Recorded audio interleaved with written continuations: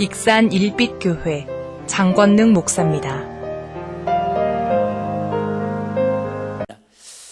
우리 예수 믿는 사람들과 예수 안 믿는 사람들하고 차이 나는 게 없는 것 같지만 사실 많습니다. 겉으로 볼 때는 도리어 교회 안 다니고 예수 안 믿는 사람이 좋은 차도 타고 다닐 수도 있고, 더 좋은 음식도 먹을 수도 있고, 더 좋은 명품 옷도 있고, 더 키도 크고 멋지게 보일 수도 있습니다. 그런데 신앙생활 하지 않는 사람하고 하는 사람하고 결정적인 차이가 있습니다. 그것은 예수 믿는 저와 여러분들에게는 하나님을 나의 아버지로 섬기는 그 신앙 고백으로 예배 드릴 수 있다라는 특권이자 의무이자 우리에게 권리가 있다라는 거예요. 할렐루야. 그래서 저와 여러분에게 가장 최고의 하나님 주신 은혜 중에 은혜는 뭐라고요? 하나님을 향해서 예배할 수 있다라는 특권입니다. 아무리 예수 안 믿는 사람들은 여러분 이 자리에 와서 예배는 참석은 할 수 있습니다. 근데 그들은요 목적이 뭔가 다릅니다. 요즘은 오지 않지만은 선거철 되면 거의 4년에 한두 번씩 오시는 분들 계시잖아요. 그분들은 예배 드리러 오는 게 아니라 사실은 뭐예요? 표를 그냥 하러 오는 거죠. 물론 믿는 사람도 있을 수 있습니다. 근데 좀 더 나가면 믿는 사람과 안 믿는 사람은 예배 드릴 수 있습니다. 같은 공간에서. 그런데 진짜 믿는 사람은 예배에 대한 사모함이 있고 예배에 대한 기쁨이 있고 예배에 대한 행복이 있습니다. 할렐루야. 바꿔 얘기합니다. 조심스러운 얘기예요. 오늘 이렇게 우리가 어려운 시간 내서 같이 공동체로 예배를 드리지만 주님을 사랑하는 마음이나 사모하는 마음이나 예배의 감격과 기쁨이 없다면 내 안에 히브리서 13장 5절 말씀처럼 너희 안에 믿음이 있는가 확증하여 보라. 그렇지 않으면 너희는 버리운 자라고, 내 안에 오늘 예배에 대한 감격이 없고 예배에 대한 설레임이 없고 예배에 대한 기대감이 없다면 실상은 내가 직분을 떠나서 내가 교회를 몇 년 다녔냐를 떠나서 우리는 진정한 내 믿음이 있는가를 점검해야 할 필요가 있다 그 말입니다. 어쨌든 저와 여러분들이 예수 믿는 존재의 목적, 또 우리가 한 주간을 살아가는 존재의 목적이 하나님께 예비하는 그런 삶, 승리하는 삶, 하나님을 영광스럽게 하는 예배자의 삶을 살아가는 주인공들이 다 되시기를 주의 이름으로 축복합니다. 그래서 우리 교회가 이제 다다음 주면 23주년을 맞이합니다. 23년 전에 우리 마동의 상가 2층에서 500에 25만 원짜리 월세로 저희들이 시작을 했습니다. 왜 익산에도 500여 교회가 있는데 굳이 일빛교회를 그렇게 개척을 해서 이렇게 어려운 그런 세월을 우리가 보내야 할까? 결국은 교회의 숫자 하나 더 늘리려고 하는 게 아니라 교회를 통해서 하나님의 자녀들이 하나님 앞에 최상의 예배를 드리고, 두 번째는 오늘 본문에 나온 것처럼 예배를 드릴 수 있는 하나님의 사람들이 한 명이라도 더 구원받아서 또 하나님 앞에 영광 돌리는 그런 수를, 구원받는 수를 늘리기 위해서 우리 일빛교회를 주님의 핏값으로 23년 전에 이곳에 세우게 하셔서 지금까지 여러분의 헌신과 눈물과 섬김과 수고를 통해서 이곳까지 달려오게 하신 하나님께 먼저 감사를 드립니다. 오늘 본문에 보시면 우리가 자주 들었던 말씀인데 고린도 교회라고 하는 초대교회의 모습입니다. 그런데 이 초대교회는, 고린도 교회는 지역 특성상 어쨌든 여러 가지 장점이 있고 특징이 있고, 또 하나는 그 시대에 이 고린도 교회도 결국은 로마의 통치를 받고 있다 보니까는 마음껏 하나님을 찬양하고 하나님께 예배할 수 있는 그런 문화적인 위치는 되지 못했습니다. 즉 우리나라 초창기하고 비슷합니다. 지금도 마찬가지지만은 첫째는 예수를 믿으면, 예수님을 믿으면 제일 처음에 부닥치는 게 뭐냐면 유일신 하나님이라는 거예요. 유일신, 즉 다른 신은 구원이 없다라는 거예요. 다른 신은 우리에게 도와줄 수 없다라는 거예요. 그런데 우리는 어렸을 때부터 눈 뜨면 나름대로 부모님들이 옛날에는 어떤 신들이 있었단 말이에요. 우리 어머님도 마찬가지입니다. 우리 어머님도 저는 하여튼 돌아가시는 아침까지 새벽에 일어나셔가지고 장가방에다가 청수물을 떠놓고 촛불을 켜고 비나이다 비나이다 천지신명께 비나이다 하여튼 자녀들 잘 되라고 그렇게 빌었습니다. 우리 어머님이 섬기는 신하고 나중에 제가 이제 중학교 3학년이 돼가지고 예수님을 다니는 신하고는 같은 신자는 한글로 똑같은 신인데 대상은 하늘과 땅 차이라는 걸 알게 되었기 때문에 저는 어쨌든 그쪽 동네에서 이쪽 동네로 이사 오고 전향을 하게 된 것이지요. 어쨌든 많은 사람들은 신을 왜 섬기느냐? 결국은 뭐예요? 내 마음을 그에게 의지해가지고 그를 통해서 나에게 뭐를 받기 위해서 복을 줬으면 좋겠다라고 하는 복을 받으려고 결국은 신을 섬기는 겁니다. 그런데 어쨌든 이 노마 시대 때에는 첫 번째 신이 누구냐면 황제를 신으로 섬깁니다. 황제 숭배 신앙. 두 번째는 뭐냐면 우상들을, 쉽게 말하면 황제 위에도 수많은 신들이 있습니다. 만들어 놓은 신들, 그 신들을 섬기고, 문제는 그 시대에는 또 이렇게 소를 잡거나 양을 잡거나 이런 짐승을 잡으면 제단에다가 전부 먼저 드리고 제사를 지내고 그 제물들을 결국 시장에다가 내다 팝니다.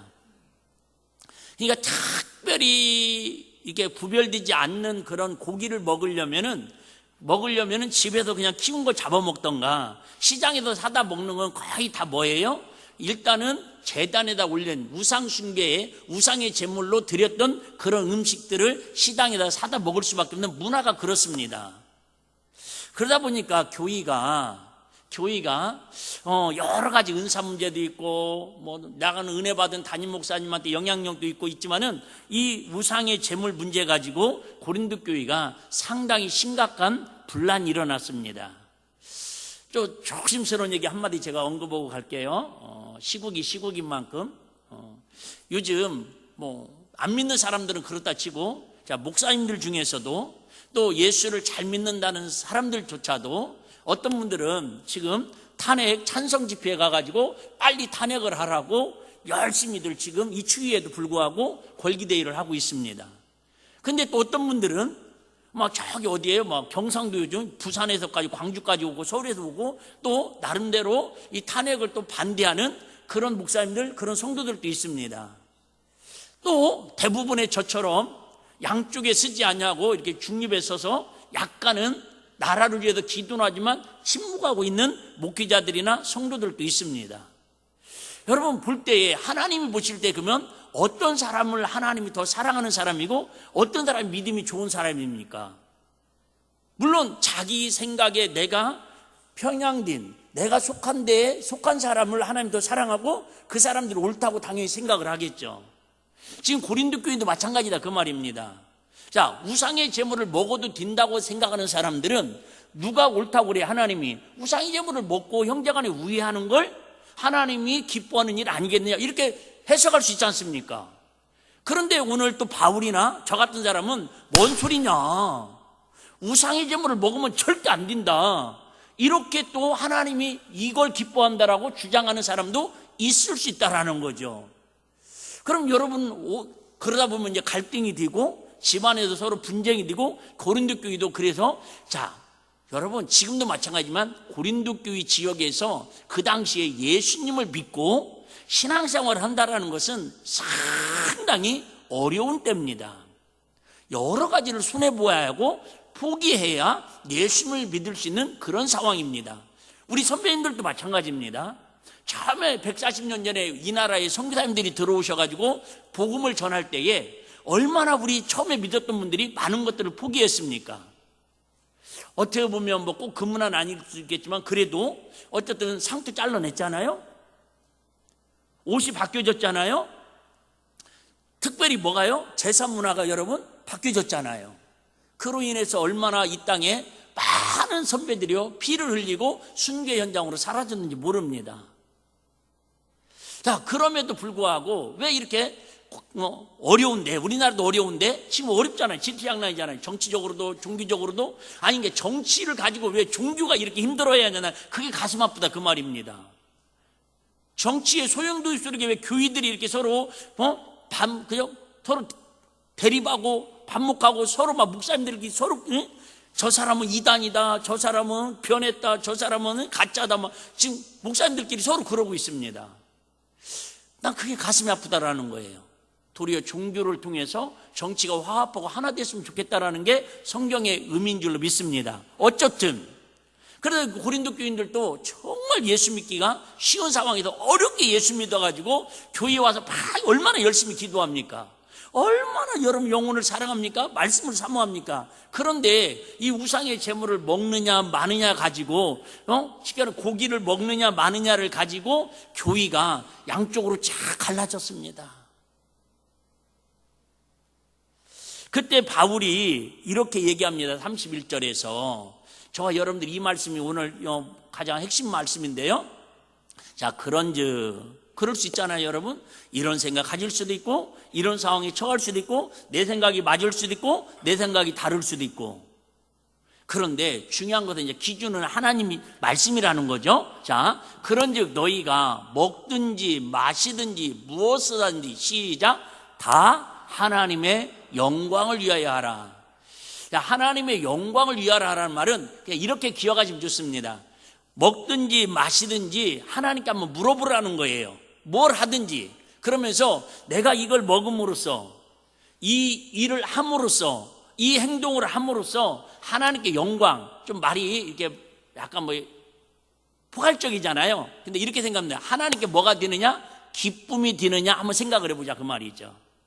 내가 이 일을 하면 하나님께 기쁨이 되는가? 자, 오늘 저와 여러분들이 이 어려운 시국에도 이렇게 마음을 모아서 하나님께 예배드려요. 하나님 기뻐할까요? 안 기뻐할까요? 기뻐하겠죠. 여러분, 지난주에 광고했는데 오늘 이사하자고 그래갖고 어쨌든 여러분 용기를 내가지고 10년 동안 15년 동안 자기 자리 지켜오고 있다가 이렇게 더 좋은 빌라로 아파트로 이렇게 펜트하우스로 이렇게 이사 오시니까 여러분 하나님 기뻐할까요? 안 기뻐할까요? 자리를 옮겨서 기뻐하는 게 아니라 주의 종 말씀에 순종한 걸 하나님 기뻐하지 않겠어? 할렐루야. 확실하지 않습니까? 그래서 무엇을 하든지 하나님께 영광이 되면 하라는 거예요. 자, 오늘 제가 드리고 싶은 말씀은 이제 그 다음입니다. 사실 저와 여러분들은 예배하면 당연히 어디 와서 예배 드려야 돼요? 교회에 와서 정한 시간에 정한 의식을 가지고 예배를 드릴 때에 하나님께 영광을 받으시는데 요즘은 많은 분들이 이런 이야기를 합니다. 오늘 설교 제목에도 말씀드렸지만 이제 일주일에 한 번 주일날만 와서 예배 드리는 이 시간만 예배자로 살지 말고 일주일 동안 월, 화, 수, 목, 금, 토 주일은 말할 것도 없고요. 일주일 동안 삶의 현장에서도 예배자의 삶을 살아야 하나님 영광이 된다라는 걸 지금 말씀하고 있다 그 말이에요. 할렐루야. 예배자의 삶. 시작. 예배자의 삶. 어렵습니다. 어려워요. 여러분 솔직히 일주일에 한 번 이렇게 나와서 예배 드리는 것도 많은 희생이 따라야 하고 포기가 따라야 하고 용기가 따라야 하고 정말 웬만한 믿음 아니면 쉽지 않습니다. 아니 내가 지나가다가 마트 필요한 거 사러 가다가 이렇게 왔다 갔다 지나다니는 것 같으면 괜찮은데 여러분 내가 오고 싶다고도 오는 시간이 아니잖아요. 그런데 더 어려운 것은 일주일에 한번 이렇게 나와서 모여서 같이 예배드리는 것도 더 어렵고 힘든 일이지만 우리 주님이 원하시는 삶은 교회에 나와서 예배드리는 삶도 중요하지만 결국은 이 교회에서 예배드리는 힘을 가지고 우리 삶 속에서 학교에서 직장에서 가정에서 믿는 사람들이든 안 믿는 사람이든 누구를 만나든지 내 삶이 뭐가 되는 삶이 되라는 거예요? 하나님께 영광이 되는, 즉 하나님이 기뻐하시는 삶을 살으라는 거예요. 할렐루야. 어려워요. 정말 어렵습니다. 그렇기 때문에 우리 기독교인들이 참 믿음 생활하기가 쉽지 않습니다. 그냥 일주일에 한번 교회 다니는 것도 만만치 않은데 우리에게 더 하나님이 뭐라고 지금 말씀하시냐면 어디에 가서 무엇을 하든지 교회 와서 예배 드리듯이 하나님께 기쁨이 되듯이 항상 그렇게 살으라고 말씀합니다. 자, 요한복음 4장 21절 한번 보겠습니다. 좀 어려운데 그렇게 내용은 어렵지 않습니다. 자, 예수께서 가라사대 여자여 내 말을 믿으라. 이 산에서도 말고 예루살렘에서도 말고 너희가 아버지께 예배할 때가 이르리라. 너희는 알지 못하는 것을 예배하고 우리는 아는 것을 예배하노니 이는 구원이 유대인에게서 남이니라. 아버지께 참으로 예배하는 자들은 시작 신령과 진정으로 예배할 때가 오나니 곧 이때라. 아버지께서는 이렇게 자기에게 예배하는 자들을 뭐 하시느니라? 찾으시느니라. 시작. 하나님은 영이시니 예배하는 자가 신령과 진정으로 예배할지니라. 설명하려면 긴데요, 원래는 지금 이스라엘의 종교 중심지는, 예배 중심지는 어디예요? 예루살렘입니다. 근데 나라가 두 쪽으로 갈라지면서 사마리아에서도 예배를 드립니다. 또 저 북쪽 끝에서도 예배를 드립니다. 그러니까 사람들이 아까 얘기했잖아요. 내가 드리는 곳이 진짜라고 믿고 싶은 거예요. 내가 드리는 장소가 예배가 진짜 예배라고 믿고 싶은 거예요. 조심스러운 얘기입니다. 자, 예를 들면 지금 이 시간에도 익산에서도 아마 500여 교회가, 전라북도에서 3,000여 교회가, 저 대한민국에서 10만여 교회가 지금 거의 비슷한 시간에 예배를 드릴 거예요. 그럼 하나님께서 어느 교회에서 드린 예배를 제일 기뻐 받으시겠어요? 말하면 잔소리죠. 그런 믿음이 있어야 오늘도 이렇게 나와서 예배 이 자리에 있지 않겠어요? 나만 흥분해 있군요 또. 그런데 그때 예수님께서 우물가에 물 길러 온 사마리아 여인입니다. 예루살렘 여인이 아니에요? 그럼 뭐냐면 예루살렘에서도 아니고 진짜 예배할 때는 사마리아에서도 아니고 장수가 중요한 게 아니라 어디서든지 하나님을 예배할 때가 오나니, 예배하는 것은 장수가 중요한 게 아니라 의식이 중요한 게 아니라 뭐가 중요하다라는 거예요? 신령과 진정으로. 한마디로 말하면 하나님께 뭐예요? 기쁨이 드는 예배가 드리냐 그 말이 할렐루야.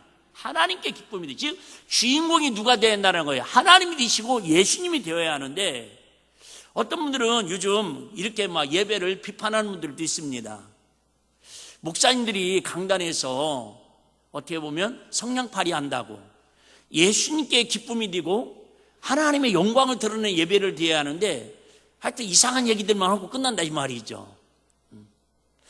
저도 신학교 다닐 때 과제가 있었습니다. 과제가 뭐였냐면 서울 시내에 이렇게 주변에 교회마다 50개 이상 다니면서 교회 가서 예배 드리고 주부를 모아가지고 제출하는 시험입니다. 신학생 때니까. 그래서 어떤 때는 하루에 3번, 4번도 교회를 다른 곳을 갑니다. 예를 들면 오늘은 저 영락교회도 예배 드리고, 오후에는 또 충현교회 가서 예배 드리고, 또 이렇게 저녁 예배는 또 이게 다른 데 가서 예배 드리고. 근데 제가 정말 충격받은 게 지금도 잊혀지지 않는데요. 어느 교회를 갔는데 몇천 명 모이는 교회입니다. 목사님 그 당시에도 설교를 25분 이상을 안 하시더라고요. 나는 많이 타락한 것 같아요. 오래 하잖아요. 그런데 25분 동안 거짓말처럼 예수님, 성령님, 하나님, 뭐 예수피 단어를 한 번도 안 쓰시고 설교를 끝내시더라고요. 뭔 설교하는가 가만히 들어봤더니 일주일 동안 있었던 정치 이야기, 스포츠 이야기, 연예인 이야기하고 축도가 끝나더라고요. 신학생 때인데요. 야, 그 설교를 들으면서 속에서 아까 있잖아요. 기대가 있고 뭔가 사모함이 있고, 아까 있잖아요. 괴로울 때 주님 얼굴 보면 하나님의 사랑으로 위로와 평안이 뭔가 넘치는 뿌듯함이 있어야 하는데 막 속에서 화가 나더라고요. 열불이 나더라고요. 제가 전주 군대에서 제대해가지고 전주에 잠깐 있었습니다. 그때에도 제가 몇 교회를 한번 가봤습니다. 근데 하여튼 이름이 막 나오려고 그러는데 거기도 몇백 명 모이는 교회였습니다. 똑같습니다. 예수 얘기 한마디도 안 씁니다. 내가 남 얘기 들었으면 내가 그러건 여기 있는데 그래도 그 전주에서는 가까우니까 한 번 더 갔습니다. 설마 이번 주만 특별하니까 그랬는가 보다. 두 번 주에도 갔는데 똑같습니다. 여러분 다시 얘기합니다. 큰 교회에서 예배 드리느냐, 도시교회에서 예배 드리느냐, 여러분 얼마나 교단이 어떤 교단에서 예배 드리냐 이게 중요한 게 아니라 같은 예배 드리는 공동체들이 오직 하나님을 중심으로 신령과 진정으로 예배 드리는 것을 하나님이 그런 사람을 뭐하고 계신다고요? 찾고 계신다라는 거예요. 하나님이 찾으시는 예배자. 시작. 하나님이 찾으시는 예배자.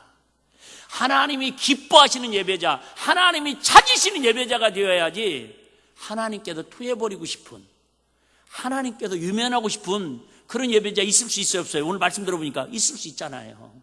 여러분들도 마찬가지예요. 제가 매일 연예인 얘기나 하고 스포츠 얘기나 하고 뉴스 얘기나 하면은 여러분, 우리 목사 왜 저럴까? 왜 변했을까? 왜요? 뉴스는 여러분들이 저보다 더 잘할 수도 있잖아요. 여러분 드라마 얘기는 저보다 여러분들이 더 잘할 수도 있잖아요. 로마서 12장 1절 2절 자 같이 한번 보겠습니다. 그러므로 형제들아 내가 하나님의 모든 자비하심으로 너희를 권하노니 부탁하노니 너희 몸을 하나님이 기뻐하시는 거룩한 산제사로 드리라. 이는 너희의 드릴 영적 예배니라. 너희는 이 세대를 본받지 말고 오직 마음을 새롭게 함으로 변화를 받아 하나님의 선하시고 기뻐하시고 온전한 뜻이 무엇인지 뭐하도록 하라? 분별하도록 하라. 계속 예배할 때 지금 기준이 있습니다. 예배는 뭐예요? 첫 번째, 우리 몸을 하나님께 산 제사로 드리라는 거예요. 근데 여러분, 제사로 드리려면 뭐가 따라요? 전제로 죽어야 합니다. 여러분, 지금도 생생한데요. 이런 얘기 강단에서 하면 안 되나? 우리 어렸을 때는요, 이렇게 동네에서 한 번씩 여름에 개를 잡고 또 이렇게 명절 때는 돼지도 잡았습니다. 직접 동네에서.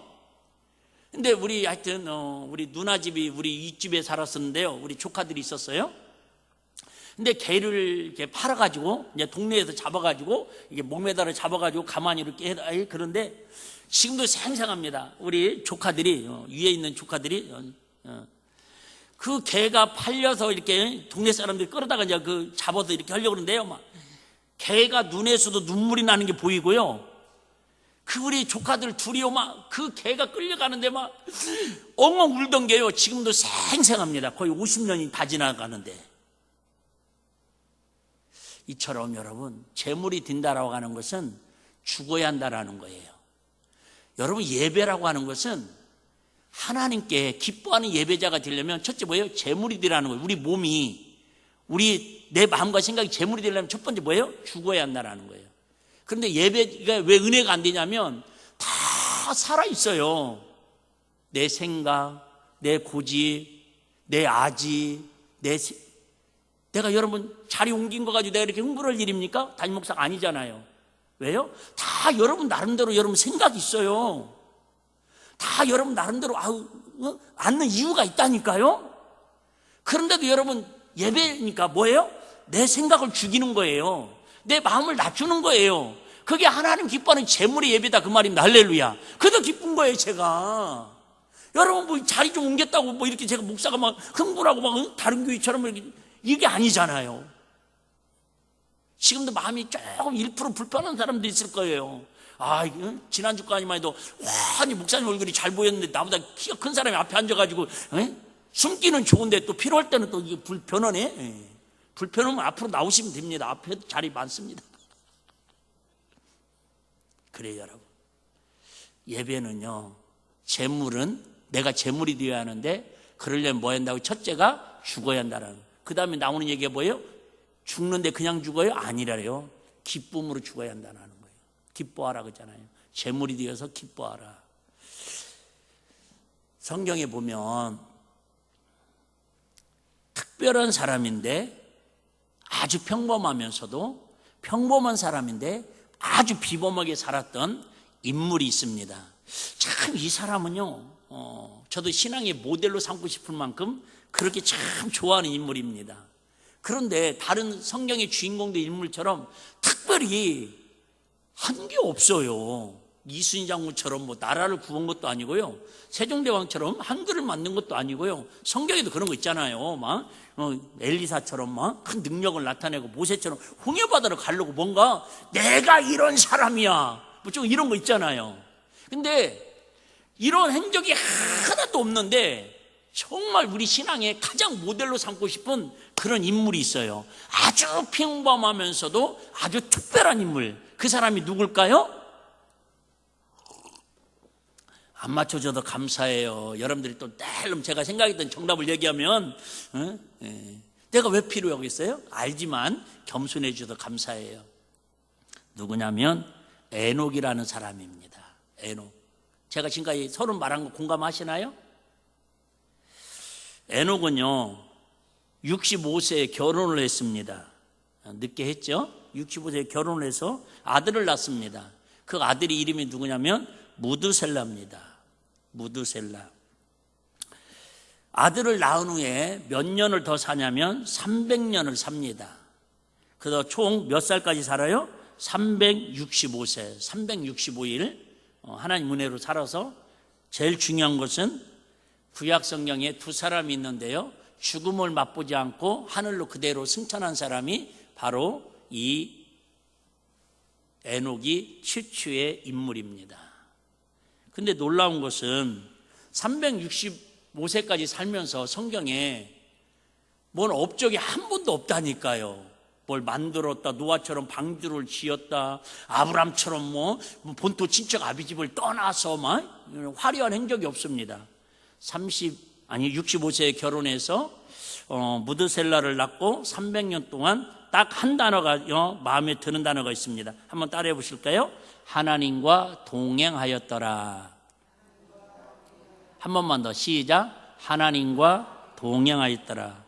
3일도 아니고 3주도 아니고 3년도 아니고 30년도 아니고 300년을 하나님과 동행합니다.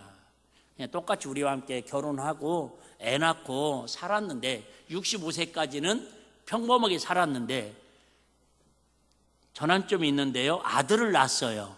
그 아들을 이름이 뭐냐면 무드셀라입니다. 가장 오래 사는 성경의 인물이잖아요. 근데 무드셀라의 이름의 뜻이 뭐냐면 창을 던지는 자라는 뜻입니다. 이름치고는 은혜스럽지는 않잖아요. 창을 던지는 자. 처음에는 우리가 이렇게 주로 싸울 때 뭘로 싸웁니까? 지금은 총칼로 싸우지만, 무기로 싸우지만 처음에는 칼로 싸웠는데 이 고대 시대 때는 창을 가지고 전쟁을 합니다. 그래서 창을 가지고 장수에게, 여러분에게 던질 건 아닐 거예요. 창을 가지고 장수, 최고의 높은 장수에게 던져가지고 가슴에 꽂혀가지고 장수가 쓰러지면 그 전쟁을 이기는 겁니다. 자, 무슨 얘기를 하려고 그러냐면 이 무드셀라라는 이름을 뭐라고 줬다고요? 창을 던지는 자. 다른 말로 말하면 무드셀라라는 이름의 뜻이 뭐냐면 심판이라고 하는 뜻이에요.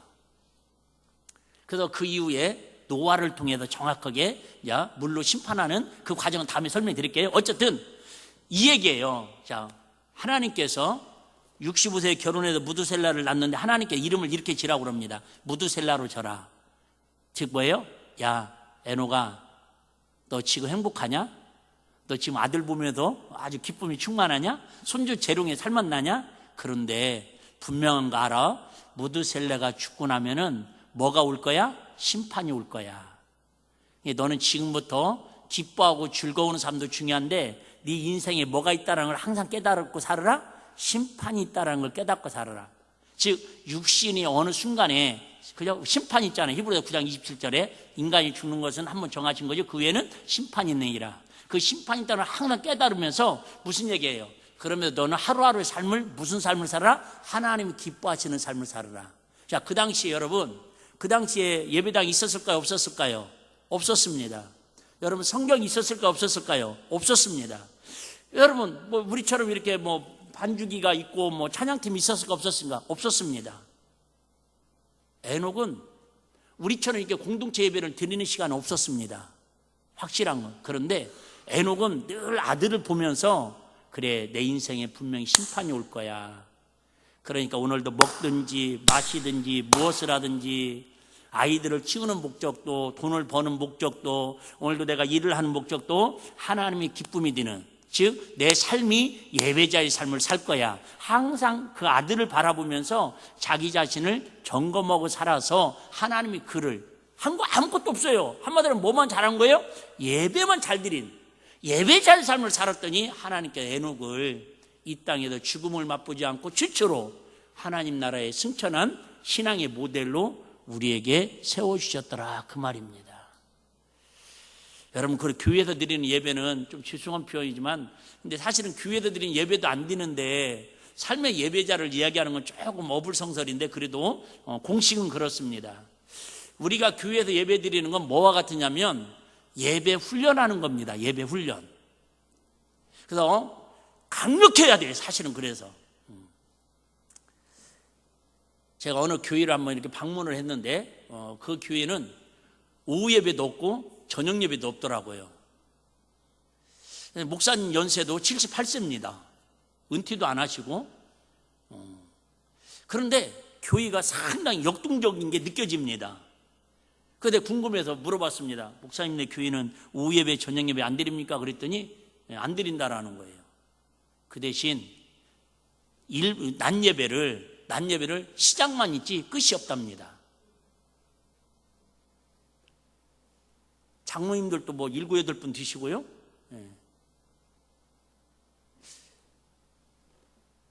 목사님이 어쨌든 설교를 하시면 목사님이 설교를 끝나고 점심 먹고 그냥 헤어지면 주일 예배 끝이랍니다. 막 가슴이 좀 뛸라고 뻔했어요. 초대교회 모습이었잖아요. 근데 우리는 언제부턴가 빠르게 어쨌든 의식을 간단하게 그렇게 지금 예배가 형식만 있지 삶이 없어요. 근데 어쨌든 무슨 얘기하고 싶냐면 주일 예배가 강력한 훈련을 받아야 일주일 동안 에녹처럼 삶의 현장에서 예배자로서의 삶을 살 수 있다, 그 얘기를 하고 싶은 거예요. 할렐루야. 여러분, 군대에 가면 진짜 안 되는데 그래도 어떻게 해요? 군대에 가면 군대가 뭘로 결정됩니까? 계급으로 결정됩니다. 계급으로. 근데 계급이 어떻게 결정되는지 혹시 아세요? 간단합니다. 어디서 어떤 훈련을 받았느냐에 따라서 병이 되는 거기도 하고 부사관이 되기도 하고 장교가 되기도 합니다. 무슨 얘기인지 아시겠죠? 훈련소에서 어떤 훈련을 받았느냐에 따라서 그 사람이 6개월 훈련받고 장교가 되기도 하고 6주 훈련받고 그냥 이등병이 되기도 합니다. 저도 6개월 동안 훈련받았거든요. 여산에서. 여산 쳐다보기 쉽지도 않습니다. 그런데 가만히 생각해 봐요. 훈련소에서 훈련받은 게 자대 배치 가가지고 내가 써먹은 일이 내가 볼 때는 별로 없는 것 같습니다. 잘 들어보셔봐요. 여러분, 학교에서 여러분 공부했던 거 살면서 써먹는 거 뭐가 있어요? 한 2가지 있을 거요. 한글. 2번째, 덧셈, 뺄셈, 곱셈, 나눗셈 하면 그 위에는 여러분 우리 살아가는데 크게 지장은 없지 않아요? 그런데도 그걸 알면서도 먼저 배운 부분들이 자녀들은 막 그 미분 적분 막 알지도 못하는 막 그 공부를 하라고 학원을 돈을 막 몇십만 원씩 떠밀어 가면 제발 좀 공부 좀 하라고 도서관 보내고 왜 그렇게 열심히 합니까? 꼭 여러분 지식이 그 사람의 사회생활에 영향을 끼치는 게 아니라 그런 과정 속에서 그들의 사회생활이나 어떤 분야를 또 개척해 나가는 과정의 방법을 터득해가는 원리와 같다라는 거죠. 여러분, 굳이 예배가 때로는 내가 지금 사회생활하는데 직장생활하는데 가정생활하는데 목사님 말씀이 뭐 그렇게 유익이 되는 말씀도 있지만 전혀 터무니없는 이야기일 수도 있습니다. 근데 아까 있잖아요, 재물은 죽었어요.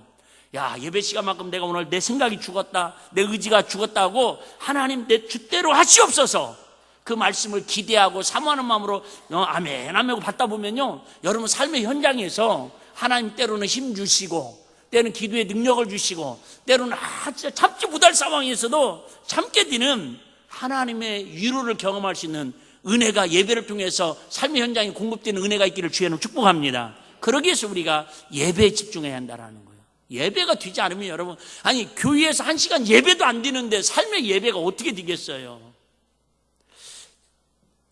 하나님께서 그럼 우리에게 무엇 때문에 모든 일을 하나님 영광을 위해 하라고 하십니까? 한마디로 말하면 삶의 예배자가 되라고 하십니까? 32절입니다. 중요한 얘기입니다. 32절. 자, 짧게 할게요. 유대인에게나 헬라인에게 하나님의 교회나 거치는 자가 되지 말고. 자, 여기 유대인들은 믿는 사람을 얘기합니다. 헬라인들은 시켜서 예수 안 믿는 사람들을 얘기합니다. 자, 유대인이나 믿는 사람이나 안 믿는 사람이나 하나님의 교회나 뭐가 되는 자가 되지 말라고요? 거치는 자. 거치는 자가 뭐라고 표현해야 할까요? 잘 쓰진 않는 용어인데 뭔가 이렇게 걸림돌이 드는 사람 되지 말으라는 거예요. 마음에 뭔가 껄쩍지근한 사람 되지 말으라는 거예요. 최소한의 내가 가정에서든 직장에서든 사회에서든 뭔가 필요한 사람, 뭔가 남에게 유익을 줄 수 있는 사람이 돼야지 그냥 걸림돌이 드는 사람 되지 말자라는 거예요. 교회나 그죠? 왜 우리가 이처럼 하나님께 영광되는 삶을 살아요? 그래서 우리 참 안 믿는 사람들 삶 속에서 교회에서도 그러지만은 안 믿는 사람들과 같이 공동체 생활하면서 얼마나 진짜 참을 일이 많아요. 손해볼 일이 많아요. 저는 그래도 아직 믿음이 부족해가지고 극동방 스티커도 뒤에 91.1 스티커도 저는 안 붙이고 다닙니다. 혹시 그거 가고 가면 신우이만 할 때만 나를 욕하는 게 아니잖아요. 그럴까봐. 우리 교회 차에다가도 옛날에 붙여도 요즘은 교회 웬만한 봉고차는 교회 이름 다 막 크게 막 써서 붙이고 다니잖아요. 근데 저희 교회는 안 붙입니다. 혹시라도 운전하다 그럴 수 있잖아요. 아니 운전하다 보면 그럴 수 있잖아요. 근데 한 번은 어떤 분이 그런 얘기 하더라고요. 저 지리산 노고단에 갔더니 내가 목사인지를 모르고 그분이 그냥 하신 것 같아요. 지리산 노고단에 갔더니 봉고차들이 7, 8대가 올라왔는데 그때 목사님들 모임에도 왔는가 보죠. 전부 교회 이름 봉고차들만 다 올라왔더라고. 약간 뭐 하여튼 근데 그 말이 별로 저한테 은혜스럽게 들리진 않더라고요. 굳이 그렇게 이야기할 필요는 없는데 어쨌든 여러분 예배자의 삶 사는 게 쉽지 않습니다. 그런데 안 믿는 사람들한테 내 행동이 내가 하는 말이 저 사람들에게 예수님을 만나는 걸림돌이 되지 않도록 예수님을 교회 오는 일에 최소한 우리가 가름막은 뒤지 말자 그 얘기입니다. 여러분 교회의 홍보 대사는 되지 못할 망정 예수님의 여러분은 그죠? 선교 대사는 되지 말좀 예수님께 올려오는 사람을 교회에 올려오는 사람을 우리가 하는 언어 때문에 내가 하는 행동 때문에 교회를 욕먹이고 예수님을 욕먹이고 누를 끼치는 일은 하지 않기 위해서 우리 삶 속에서 좀 힘들어도 예수 믿는 사람이 포기하고 제물로 죽고 희생하고 살면 지나고 나면 그 희생이 끝난 게 아니라 결국 또 자라게 해서 하나님께 높여주시더라 그 말이 할렐루야. 자, 고린도전서 8장 6절 11절 13절 제가 보겠습니다. 그러나 우리에게는 하나님이 곧 아버지가 계시니 만물이 그에게서 났고 우리도 그를 위하며 또한 한 주 예수 그리스도께서 계시니 만물이 그로 말미암고 우리도 그로 말미암느니라. 그러면 내 지식으로 그 약한 자가 멸망하나니 그는 그리스도에 위하여 죽으신 형제라. 이같이 너희가 형제에게 죄를 지어 그 악한 양심을 상하게 하는 것이 그 그리스도에게 죄를 짓는 것이니라. 한 절 더. 그러므로 만일 식물이 내 형제로 실족해 하면 나는 영원히 고기를 먹지 아니하여 내 형제를 실족지 않게 하리라. 바울의 고백입니다. 믿음이 연약한 양심이 연약한 사람들이 혹시 예를 들면 믿음이 좋은 사람들이 우상제물 먹어도 괜찮아 그래서 먹고 그걸 용기를 얻어서 믿음이 연약한 사람이 먹어서 그 사람들이 하나님 앞에 어떻게 보면 심판을 받고 하나님의 죄를 물으면 차라리 그들이 상처받고 그들이 시험 들을 것 같으면 나는 평생 그 좋아하는 뭐요? 고기도 안 먹겠다라고 다짐하는 게 바울입니다. 뭐가 되지 않기 위해서? 안 믿는 사람들에게 복음이 걸림돌이 되지 않기 위해서 그 정도의 희생이 있으니까 바울이 바울되었던 거 아닐까 생각을 해봅니다. 자, 그러면 우리가 왜 모든 일을 하나님 영광을 위해 함으로 거친 자가 되지 않아야 합니까? 33절입니다. 33절. 나와 같이 모든 일에 모든 사람을 기쁘게 하여 나의 유익을 구치 아니하고 많은 사람의 유익을 구하여 저희로 뭐를 얻게 하라? 구원을 얻게 하라. 그래요 여러분, 예배의 목적, 우리의 존재의 목적 뭐예요? 여러분, 한 영혼이라도 예수를 믿게 해서 구원받게 하려고. 할렐루야. 다시 얘기합니다.